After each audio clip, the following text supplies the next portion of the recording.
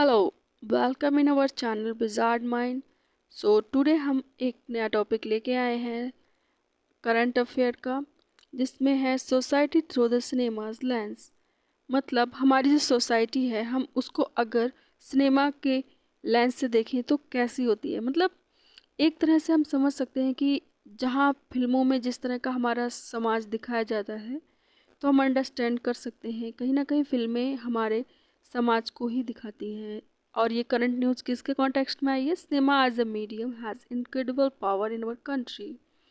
क्योंकि हमारी कंट्री में जो सिनेमाज हैं वो एक तरह का माध्यम है।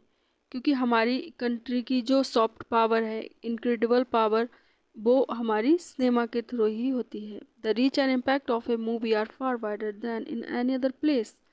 कहीं ना कहीं जो सिनेमाज होती हैं उनका इम्पैक्ट बहुत दूर तक जाता है, और लोग उनको सिनेमा से ही काफ़ी ज़्यादा प्रभावित होते हैं।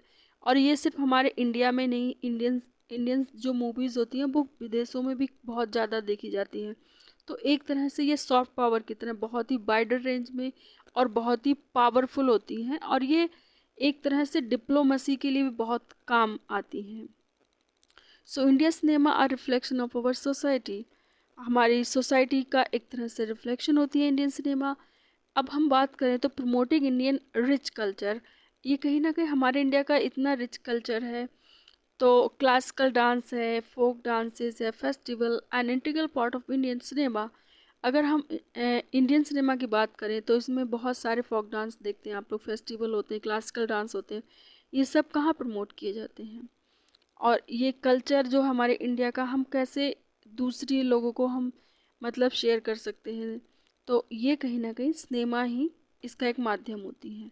अब जैसे बात करें, नट्यम नाम की एक मूवी थी तेलुगु, जिसमें कुचिपुड़ी और क्लासिकल डांस को मतलब पोर्ट्रे किया गया था।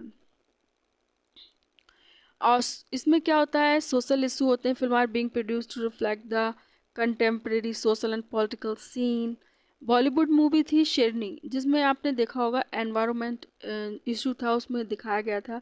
और एक मूवी थी पेट्रियार्की, ग्रेट इंडियन किचन, ये मलयालम की मूवी थी, और इसमें भी आपने देखा होगा कि डिस्क्रिमिनेशन किस तरह से होता है जो होम मेकर्स होते हैं उनके साथ में।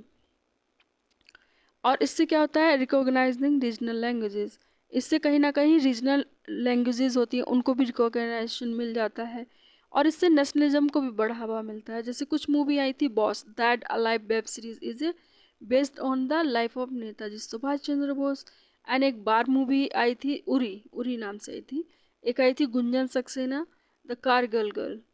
तो इस तरह से हम देख सकते हैं कि पॉलिटिक्स और एडमिनिस्ट्रेशन दोनों के लिए सिनेमा सिर्फ एंटरटेनमेंट नहीं है, they are also about the reality. इनमें कहीं ना कहीं सच्चाई भी होती है। They show Indian politics, corruption, nepotism in administration etcetera. Raajneeti movie जो आई थी उसमें आप देख सकते हैं कैसे पॉलिटिकल गेम दिखाया था इंडिया में, किस तरह से पॉलिटिकल गेम चलता है, ये भी देखा होगा। और कहीं ना कहीं मिथोलॉजी भी इसमें दिखाई जाती है। Mythological stories are also depicted in both north and south movies. इसमें आप देखते हैं कर्णा की मूवी आई थी, भक्त प्रहलाद एंड सत्य हरिश्चंद्र। इस तरह की जो मिथोलॉजिकल जो हमारे इंडियन कल्चर का जो पार्ट रही हैं, उनको भी कहीं ना कहीं इनके थ्रू दिखाया जाता है। और travel culture, Kannada movie Kantara showing the animistic practices was largely accepted by the public all over. तो इसमें आपने देखा होगा कि इसमें दिखाया गया था, एनिमिस्टिक प्रैक्टिसेस दिखाई गई थी, और इसको पूरे इंडिया में काफ़ी लोगों ने पसंद किया था ये मूवी।